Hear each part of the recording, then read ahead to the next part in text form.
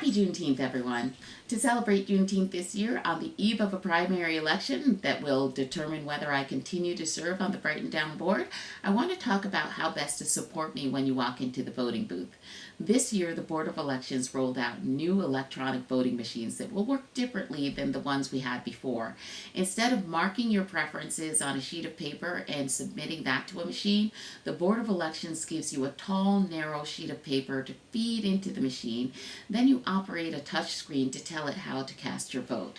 It prints on the ballot for you and lets you preview the ballot before instructing it to cast your vote. The paper stays in the machine, and it's as easy as that. This year, I am asking supporters to vote me and only me, because that maximizes the chance that I win the primary and advance to the November election. If you vote for only Robin, the machine will make you go through an extra step and click on a button that reads Continue and Cast.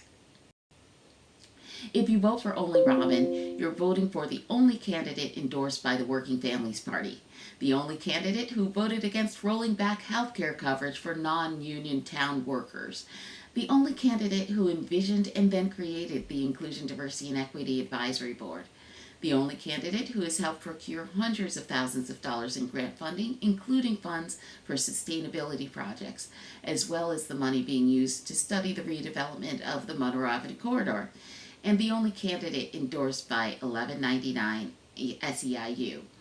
The list goes on, and that's why I encourage you to vote only Robin and click Continue and Cast. Early voting is happening now and goes through Sunday, June 22nd, and Election Day is on Tuesday, June 24th. For early voting, the most convenient site for Brighton is at the Winter Farmers Market Barn at 1435 Westfall Road. On Election Day, vote at your designated polling place, which you can find by clicking this link to the Board of Elections website. If you really feel moved to cast 2 votes, you can rationalize voting for me and either of my opponents. One set of votes would be for the incumbent slate and the other for the diverse intersectional slate. But before you do that, I want you to consider the full context of this year's primary election. There are 3 candidates running, and the top 2 vote getters will win the Democratic nomination and appear on the Democratic line on the November ballot.